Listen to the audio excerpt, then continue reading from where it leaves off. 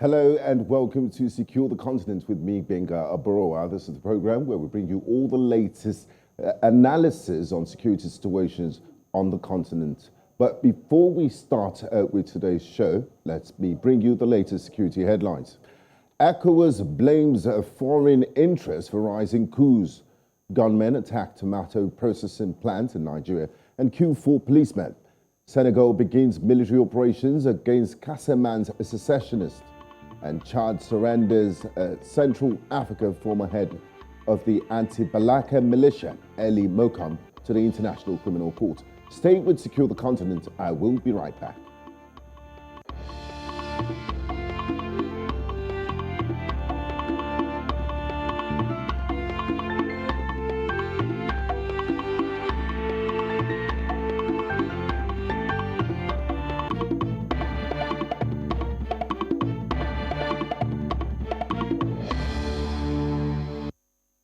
On Secure the Continent today, we are focusing our attention on the proliferation of arms and weapons across Africa. These small arms and light weapons are in a real sense weapons of mass destruction, easy to use, conceal and maintain, but they are the primary tools of violence in almost every conflict where the innocent suffers the most. We have more for you in this package report.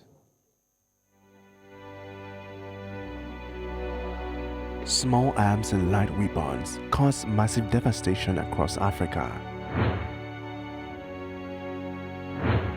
Security aspects have linked many local conflicts and security challenges to the proliferation of these weapons.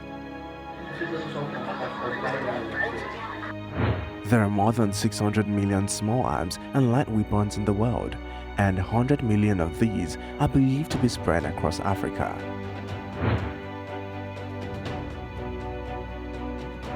30% of African small arms and light weapons are found in sub-Saharan Africa, where they fuel insecurity, terrorism, and insurgencies. From across the Sahel to every other part of Africa, there's an urgent need to address a heavy presence of arms, identify the sources, and find solutions to the problems. The majority of these arms come from the diversion of mismanaged stockpiles by nations, making it available on the black market, and from arms dealers. Understanding the root of this challenge is key to solving the problem.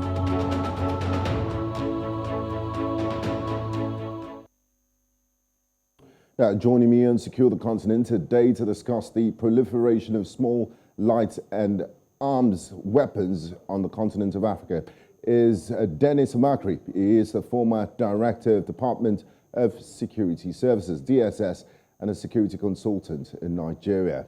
Also, I have Byron, Adera, a former Kenyan Special Forces officer and international security consultant in Kenya. And pretty much later, I will be joined by Dr. Adeoye Akinola, who is a conflict expert. Gentlemen, a warm welcome to you both and welcome to Secure the Continent. Thanks, Mr. Gbenga. Thank you. Nice to see you. Now, I'd like to start with Byron. Byron, what are small and light weapons? Thanks a lot. And nice to see you once again, Mr. Gbenga, and thanks for hosting me. Not new on this platform. I've been here before, and a while back I was invited to speak to the narrative and, of course, the developments within the country, Kenya, where I've been brought up and grown, and honored to have served among the men, in the special forces, which was the pioneer for this country way back in 2007. And I'm happy to be hosted here to speak to this, all very important issue that is, of course, ravaging most, if not all, African countries. So small arms and light weapons, as it said, are pretty much arms that are pretty much able to get into people's hands and utilized in a manner that is obviously also very, very easy.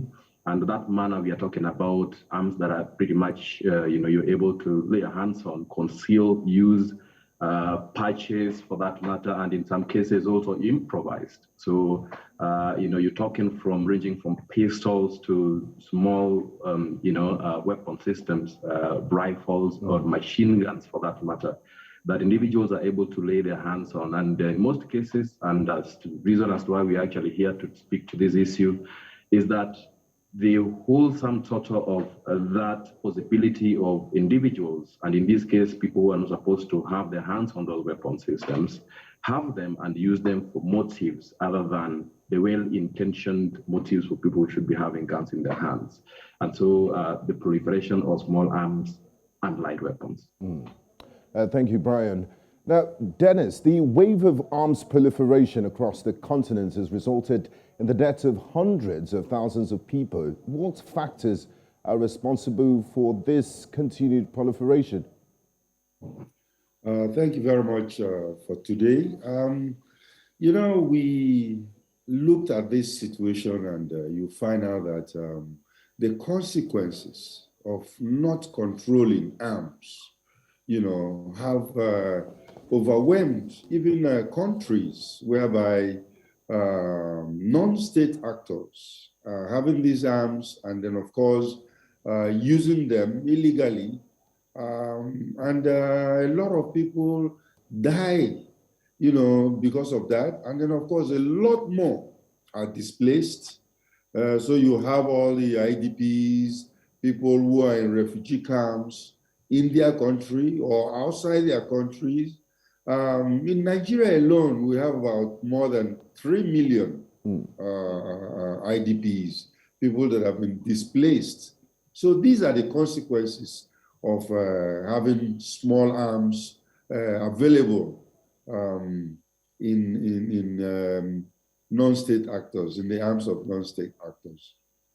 Okay, thank you, Dennis. Now, back to you, Byron. Current figures indicate that 640 million small arms and light weapons circulated globally, and an estimated 100 million are located in Africa, 30 million of which are in sub-Saharan Africa.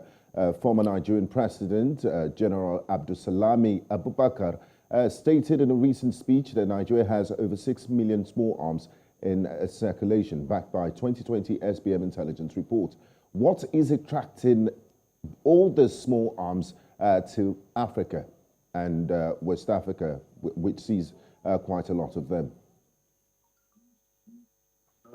See what, Mr. Gbenga, the statistics you just read right there, 600 million globally, 100 million in Africa, continental Africa alone, and we are talking about 30% of that being in the sub-Saharan Africa.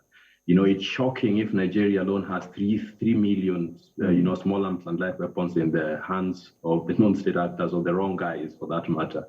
Our country, Kenya, going by the Geneva paper, and I talked about this when we launched, a gun production factory just last year. The Geneva paper of 2018 did put the statistics at, over 650,000 small arms and light weapons within the borders of my country, Kenya. And that is not something that, should make us happy. If you compare, of course, with the other countries, we are, badly off. Because ideally, every weapon system in the wrong hands is something that spells danger, ranging from, ravages on lives and livelihoods all the way up to death, as it's been said by my good, panelist right here. But of course, we realize there's a need. There's a need that's been created, and of course, that's pursued by people who are driven by wrong motives. But of course, if you're on a hindsight, you're looking at Africa, continental Africa itself. There's not so much hope and confidence in the way we are handling the main issue here of proliferation of small arms and light weapons. And it's ranging from the effects of bad governance, for that matter, that have created an environment in which, there's contestations between, factions. And of course, there's ungovernable spaces or ungoverned spaces. Nearly all nations in Africa, to be honest, if you were to shake a stick at one or two, there's just quite a few that you can pretty much say don't have spaces within those nation states that are ungovernable, or there's no presence of, government having its power, existing those spaces. And that in itself is a vulnerability thereof. And of course, when we are looking at nation states that comprise the continental Africa, we have borders. But of course, you realize that this threat in itself is transnational. It disobeys the borders that the nation states actually optimistically have themselves around, and of course, shepherd in terms of governance issues. The effect of proliferation of small arms and light weapons is pretty much like a transnational threat, and it has to be looked at realistically from that perspective by different governments and other organizations that, under which nation states actually coalesce, be it ECOWAS here, be it the East African community there, be it the West African blocs, and that is the failure in terms of even at a macro level where we are failing. But we are actually looking at the ravages of these, state actions that pretty much spell danger and or improvisation on one end. And the research findings actually talk to us about the needs, and the needs can be, boiled down to the individual needs. And when you have individuals thinking, hey, I don't see the effect and of course the benefit of government with me, you have people starting to coalesce around wrong narratives. And if those wrong narratives are profiteering and they need to actually pick up arms to advance the same, then you start to see this kind of clan conflicts that can be molded around some agenda, and you start to see some factions actually developing.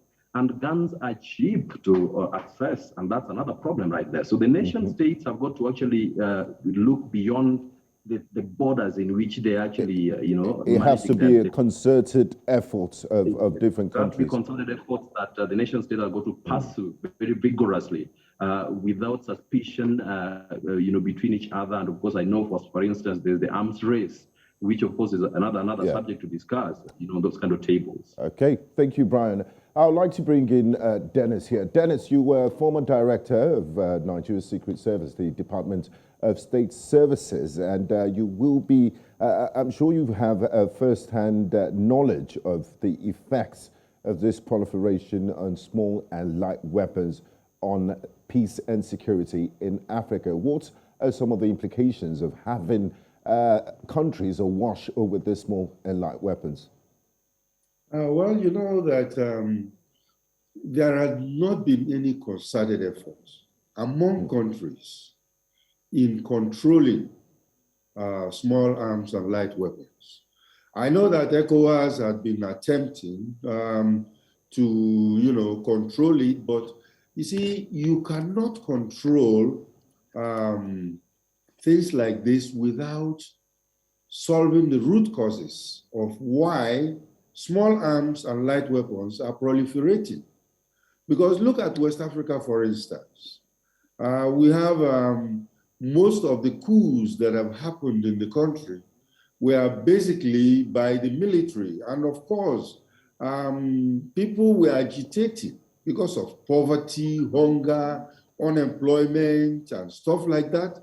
When the military does not go into coups, then of course you have other groups of people that are agitating for either self-determination, for economic resource controls, and all kinds of things whereby they feel that, well, if the government is not going to do something for them, they are going to actually take the law into their hands and then go ahead and get it. And when they do that, you find out that they source for weapons. And then, of course, just like Brian has said, it's easy to source for weapons, although they are becoming very expensive.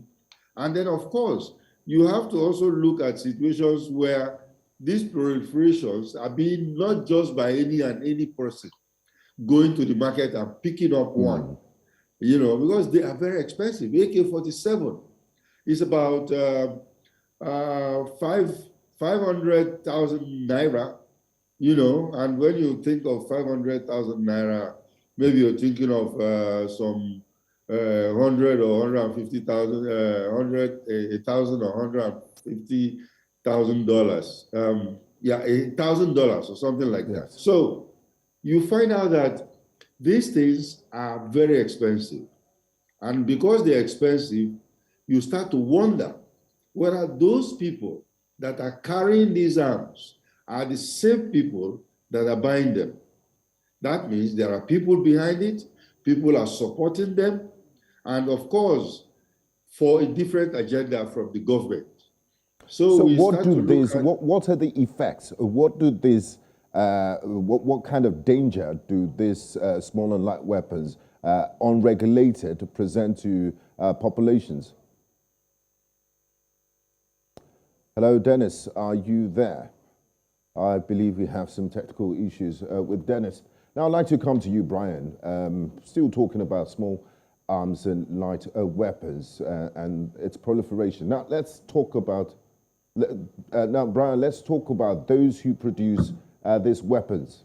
The people meant to bring about peace to the world are also the ones selling death machines.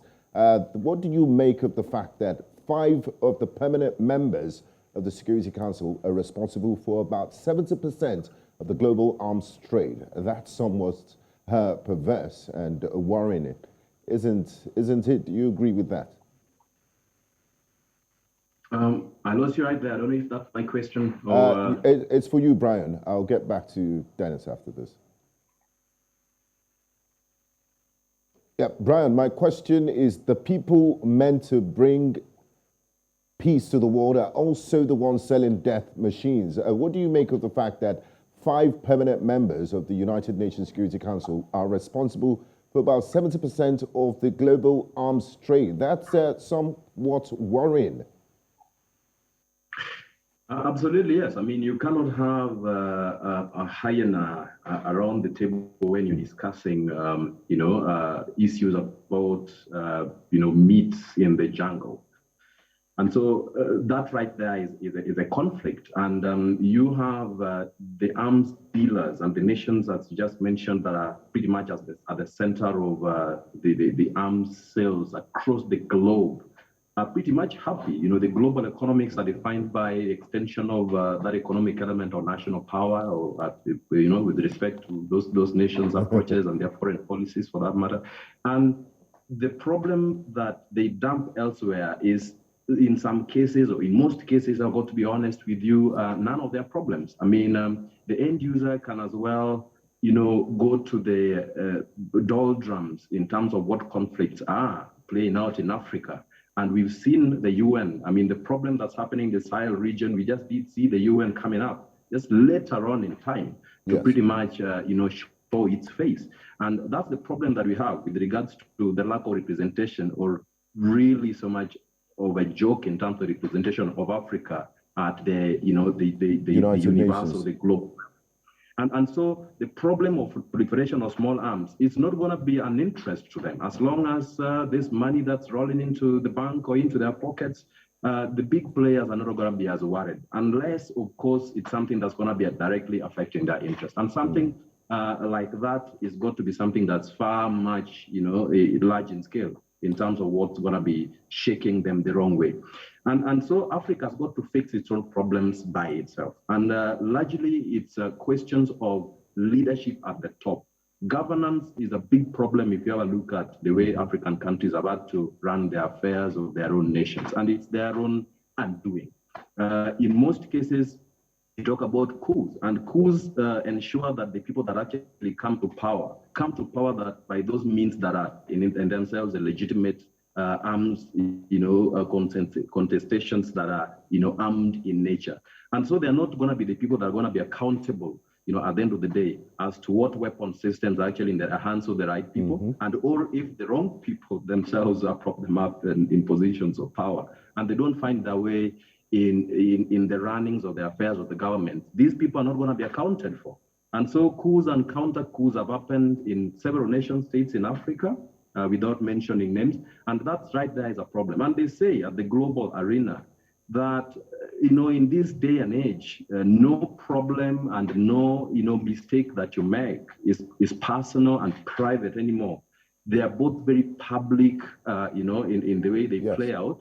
And the ramifications are also just as public. Terrorism in one place or conflict in one place is going to be. And if you are to draw a map, Mr. Gbenga, with a pencil about the proliferation of small arms being a problem of of security and safety in the continental Africa, then you realize that you pretty much come up with a map that is borderless, as I said, because it's a transnational threat. Exactly. And you also recall in the aftermath of the NATO invasion in Libya, for the ouster of Colonel Muammar Gaddafi, its effect was that a lot of the Sahel region in Nigeria were awash with small and light weapons. Yes, absolutely. That's what I'm speaking to. And that's the narrative right there, that post-war periods ensure that there's so many of weapon systems in their own hands, and people are watching this space. Trust me, if you have to have a look at any educational catalog that a terrorist of half a world away is using, you realize that it could look very, irrational to you, but it makes absolute sense to a terrorist elsewhere, another half a world away. And they compare, not just like you and I, the good people will be comparing notes about issues of good governance and being good citizens within countries, of being global citizens who are good people. And so the reality on the ground is that leaders and, of course, those blocks that we have African countries coalesce under have not wrapped their minds around the realistic outplay of things and lockstep with the transnational threats that we are combating in terms of just, if you have a look at the narrow compass of proliferation of small arms, and it spells grave danger to African countries in their totality. You cannot sit in Nigeria and be happy that, oh, I had these guns, I've had this someone. Like today, some people actually shot when they're traveling down the road from a place called Turkana to Kitale. And it's bandits who have guns in their hands. And I saw a picture going viral of a member of possibly another country altogether, who's an expatriate in this country. And right there, you could be having some diplomatic tiff as to how we are not actually protecting the interest of those that individual who comes from a world to do business in this country. And so we have to realize that transnational threats have got to be given the benefit of seriousness with which we have to coordinate affairs of running our systems as a continent, if not as a globe. Okay, Byron. Let me bring back Dennis into the conversation. Now, Dennis, there's a saying that one man's terrorist is another man's freedom fighter. Are these arms bad in itself? Because campaigners against arms sales say arms sales don't enhance security. They fuel conflict and repression and make the world a more dangerous place. Are they right? Yes, of course. Yes, the argument has always been there for people, when countries are fighting and they have insurgency, for instance. You find out that the government of the day will say that the insurgents are carrying illegal arms and they are rebels, they are insurgents. Yes. Of course. And then the insurgents will tell you, or the militias will tell you, that they are freedom fighters or human rights agitators. So this goes back and forth. But all the same, you find out that when all these things are happening, governments themselves, especially when it comes to coups, if in Africa, for instance, if you carry out an unsuccessful coup, you will be arrested and then, of course, treasonous, prosecuted and killed. Yeah, of course. If you win, if it was successful, then you now run the government. And of course, you legitimize yourself by doing that. And we've seen that happen in so many different countries, But the basic thing here is good governance. If we want to stop the proliferation of these small arms and light weapons, African leaders have to come up with a situation where they offer good governance to their people. Because as long as there is no good governance, we saw it happening in Mali. You find out that the people will agitate, and then at the end of the day, the military comes in there and then, of course, join the people and take over the government. And it spreads.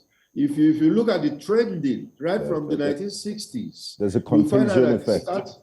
It starts from Mali all the way to Guinea, Burkina Faso, Ghana, Nigeria, Congo, Cameroon, and that trend was cut off when we start having democratic governments. But now that trend has started again. It has started again with Mali, Burkina Faso. You see, the United African Union will say, condemn it and say coups are not wanted. Yes. But what happens? Can they really effect it? These countries will go on. The military governments will continue, because they feel that they are doing what the populace want. Like one of Nigeria's head of state says, if there is a successful coup, know that people in the populace also support it, because they will come out dancing. And that is because there is no good governance. So that's where we find ourselves. And the governments of the region, or in fact in Africa as a whole, have to look at itself back again and see what they can do in offering good governance, because without that, we're going nowhere. I mean, it's the benchmark for everything.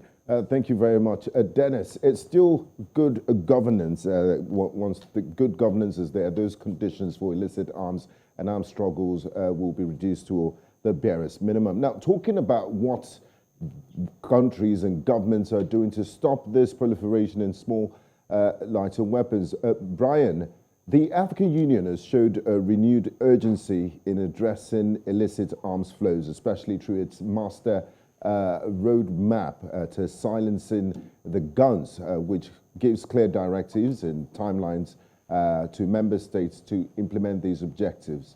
How has that fared so far? And what are some of the roadblocks to preventing the silencing the guns master plan from being more effective?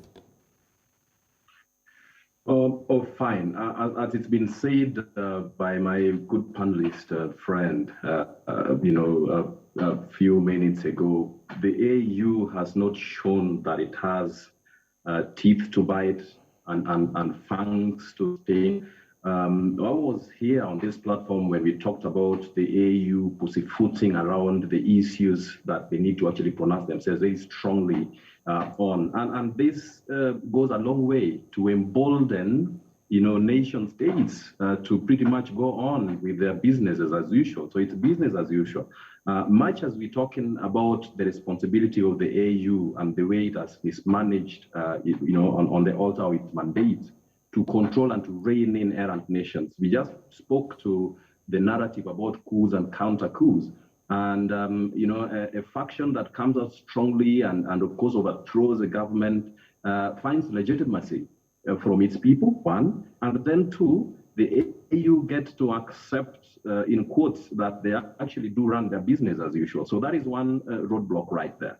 But then the other is that I feel the AU doesn't have the relevant capacity, and so capacity needs to be built, with regards to the way the AU is actually composed and resourced, for that matter, to be able to actually have its foot really strongly, gripping the continent and having the issues that they're mandated to actually, spell and throw themselves around, being effectively felt and done.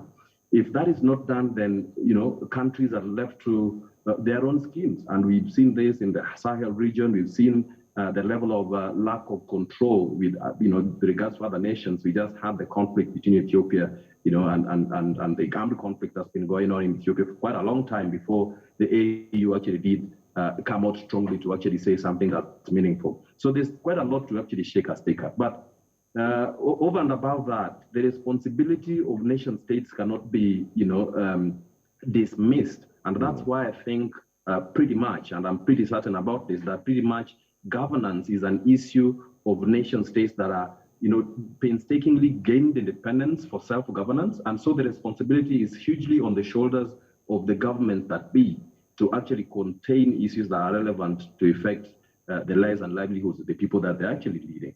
And with that relevance, I'm talking about, the fair, way of distribution of the national cake, because it actually starts from there. We've spoken to the issues around resource distribution, because a need for someone like myself to actually want to pick up arms means that I'm feeling there's something that the void that needs to be filled. A bandit half a world away in some space within a nation in Africa is not going to be aware of what AU is going to do if the nation goes south. they are pretty much, combating what they actually really need to address to pretty much survive by themselves. And so that's the issues, the root causes that we really need to actually talk about here. Otherwise, all these organizations may be as well be irrelevant, because if we are looking at the ravages of proliferation of small arms or other issues that are affecting African states, we've got to actually shine a strong light at macro issues and the way they are playing out at the bottom, and probably maybe making room for the bad things to actually sprout up, flourish, and start to have bad narratives gelling people together, where we now have issues of transnational crimes ravaging countries in Africa, issues of proliferation of small arms and light weapons, issues of terrorism, that we have other foreign terrorist organizations like ISIL pretty much having a foothold in Africa. This is something that was never seen before. So we got to ask ourselves questions as to why we have this vulnerability that are created by nation states. So irrespective of whether they gel together and they have a big boy or big man looking on top of them, the responsibility has got to be on the shoulders of governments who have to responsibly think about their roles and how their governance or lack of the same get to affect the people that they are actually leading. Thank you, Brian. And now, before I let you go, Dennis, Brian just spoke about the African Union and what they're doing to stop the proliferation of arms and the responsibility of nation states. Now, let's zoom out and look at this problem from a global scale and what the entire world is trying to do about it. The United Nations Arms Treaty has been enforced for some years now, yet many signatory states continue to sell arms to governments that have been accused of committing human rights abuses. One big example that stands out is the Kingdom of Saudi Arabia. Why is the treaty not working? Well, you see, it also boils down to the inability of these global bodies to control, members who are erring. For instance, the Arms Trade Treaty, which is supposed to be signed by all nations, you find out that even signatories to it, some countries have refused to sign, and some countries that have signed go ahead to do what they want to do. Most of the arms coming into Africa are coming from China, Russia, Ukraine, Germany. Now, who controls them? Who police the policeman?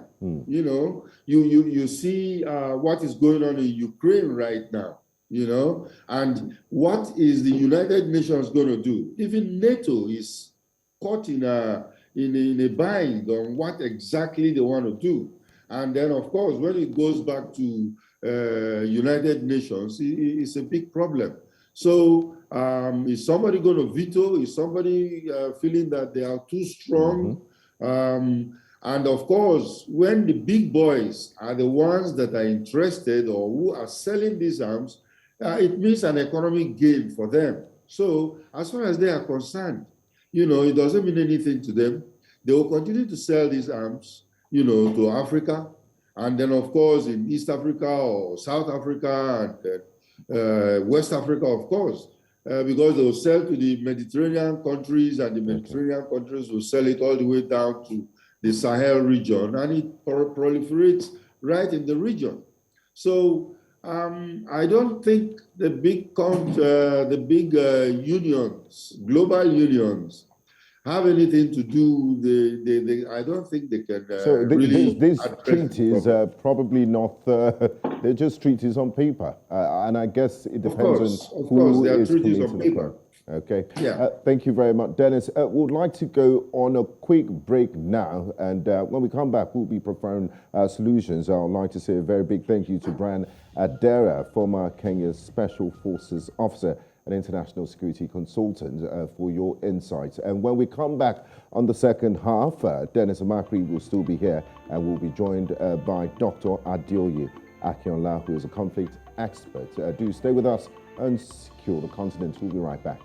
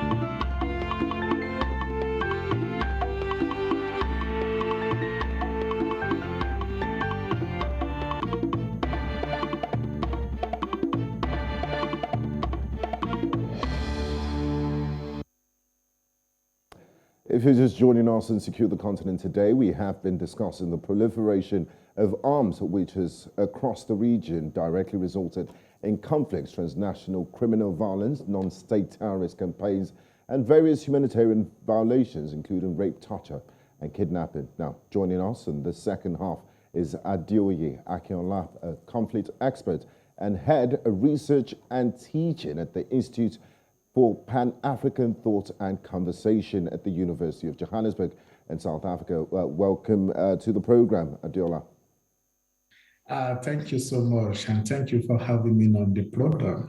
Okay, Adeoye, in the first half, just before we went on the break, I was discussing with Dennis Amachree. My question to him was, you know, a lot of countries signed these treaties, these treaties that prevent proliferation of small arms, but they're not enforced, and they still sell weapons to countries that are negligent when it comes to human rights. Now, the United States, China, France, Russia, and the United Kingdom, all permanent members of the United Nations Security Council, sell more than 70% of all weapons in the world. And they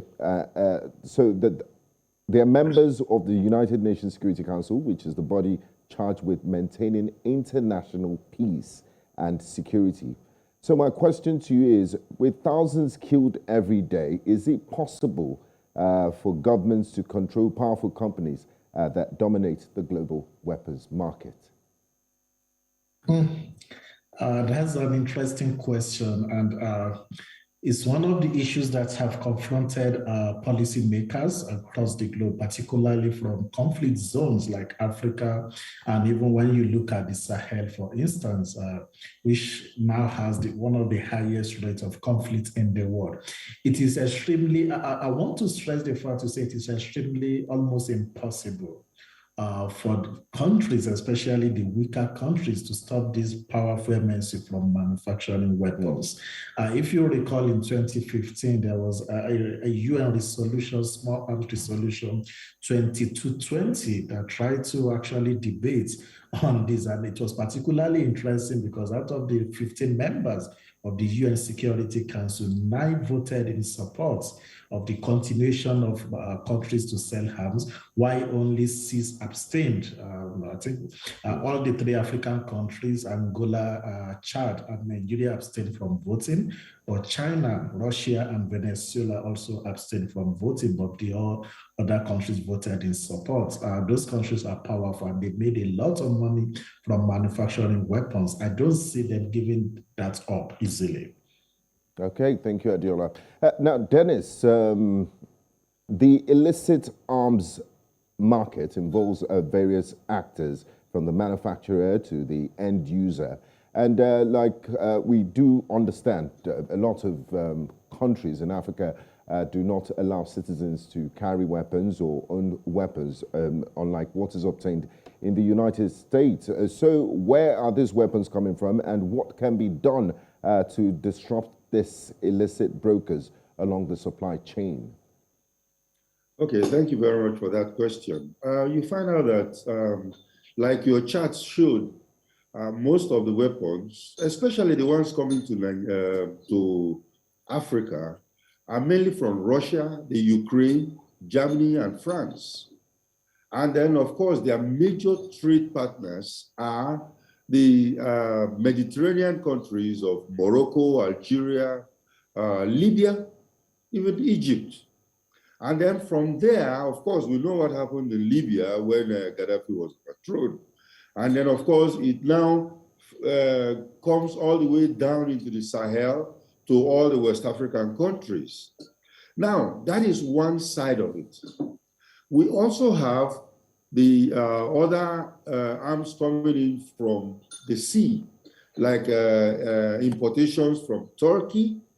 You know, I personally remember a situation where a lot of arms were imported to Lagos from Turkey, and then, of course, they were all documented in the country. Now, remember that for one seizure that was captured, I can assure you that 2 or 3 other batches have gone in. without being caught. So the proliferation is very, very high.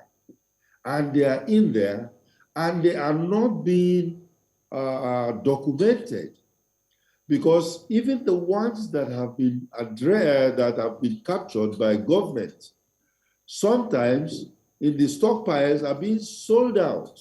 We've had armed robbers confessing that they have bought arms and ammunition from security agencies.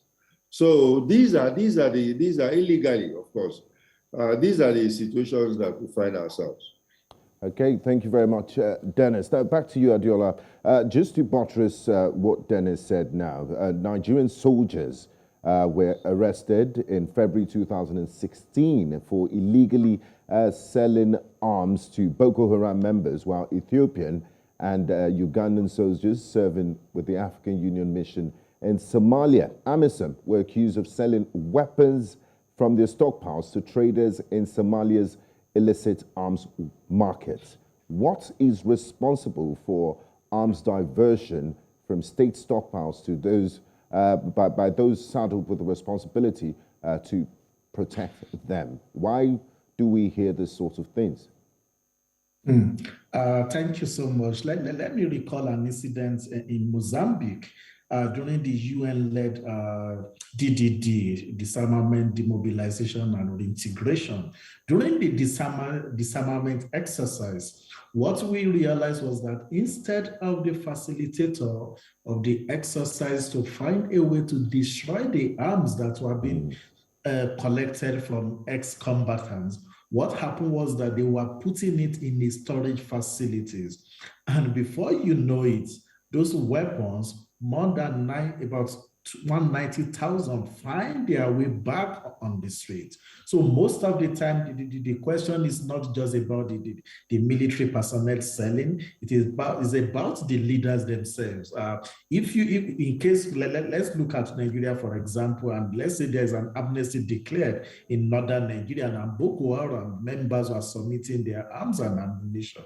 The expectation is just that those arms and ammunition will be destroyed. But when there's no accountability and there's a bad policy whereby you are putting them in a storage that the government cannot even control, so those arms are being retrieved from the storage and being sold to the people. You also need to think about the economic uncertainties across Africa, particularly even in Nigeria and the Sahel countries, where the military, most of the military personnel are being paid poorly. We know that the people at the higher level are being compensated, they are being paid, but the people at the lower level are not being paid expectedly. So they deal in arms selling so that they can also make some living out of it.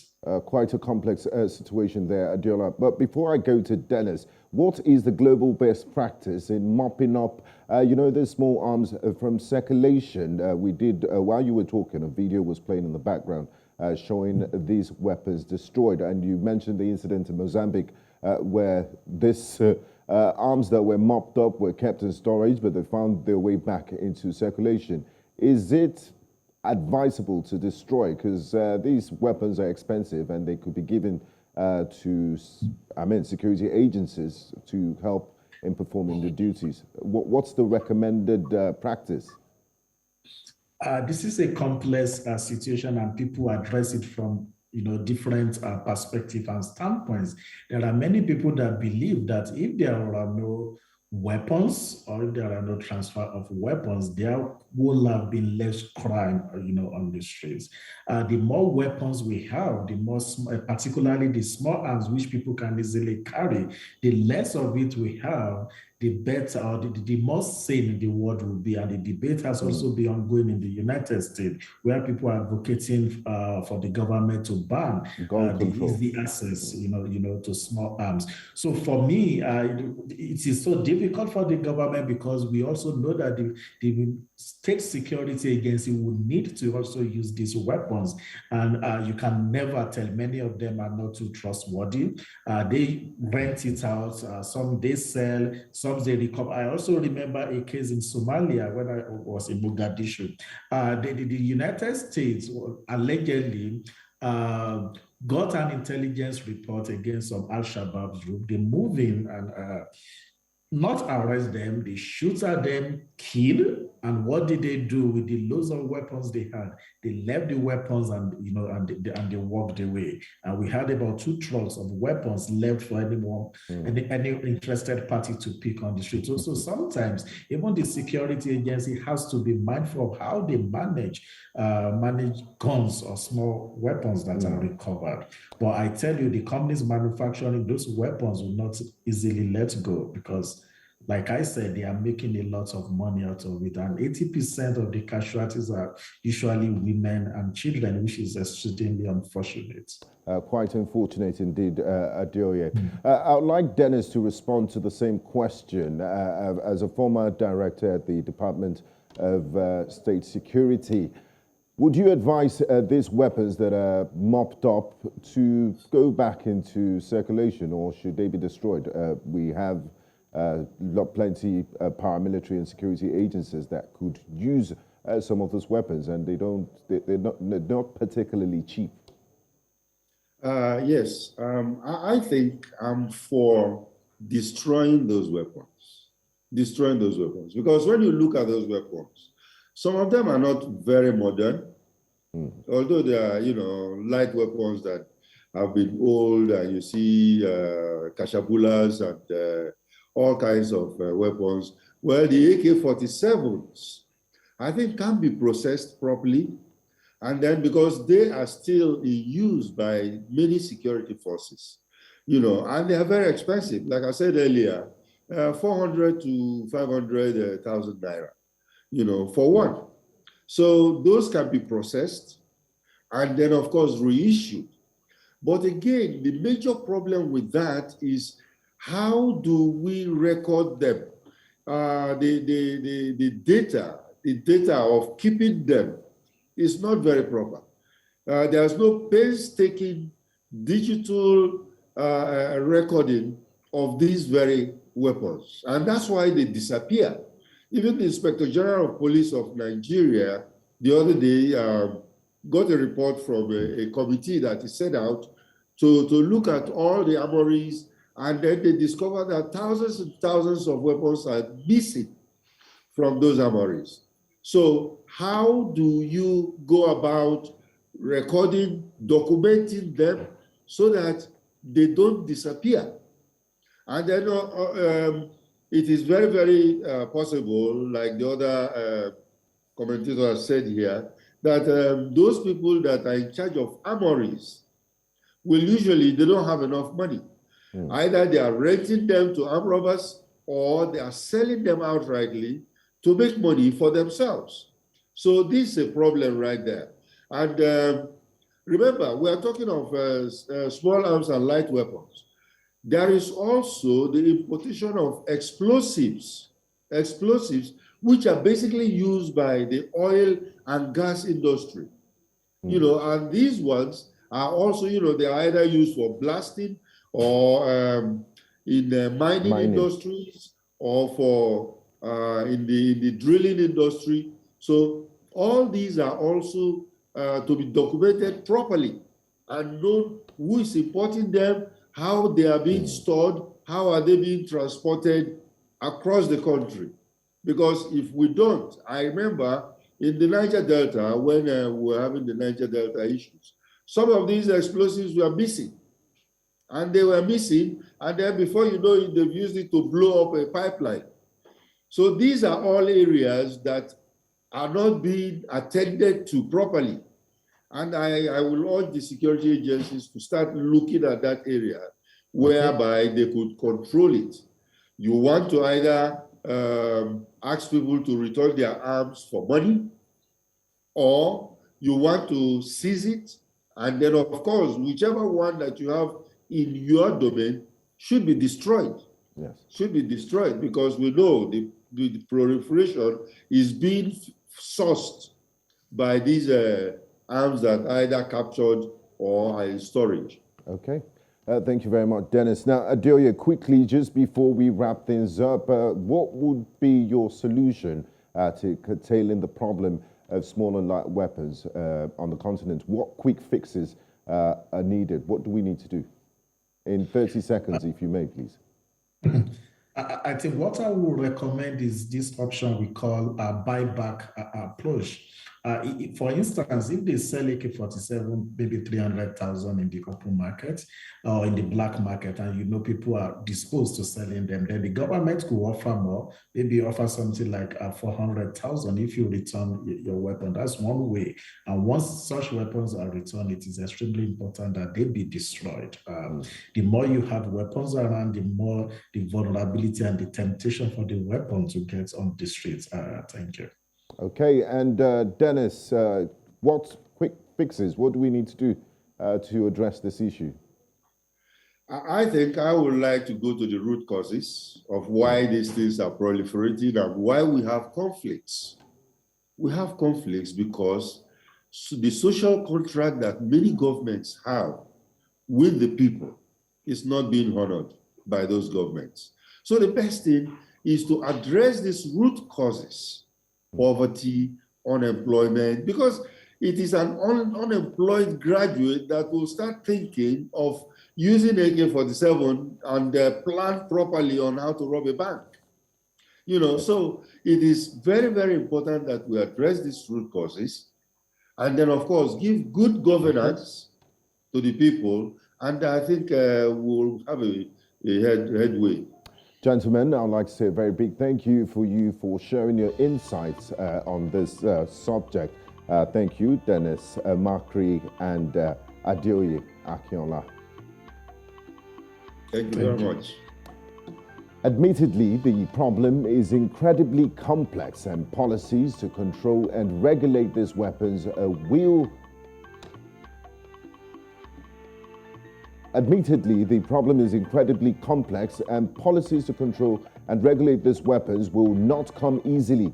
And nonetheless, the scale of death and injury caused by light weapons is such that the international community must continue to search for effective means of controlling and reducing the lethal commerce of small arms and light weapons around the world. Many thanks for watching Secure the Continent. Until next time, I'm Gbenga Aborowa. Thanks for watching.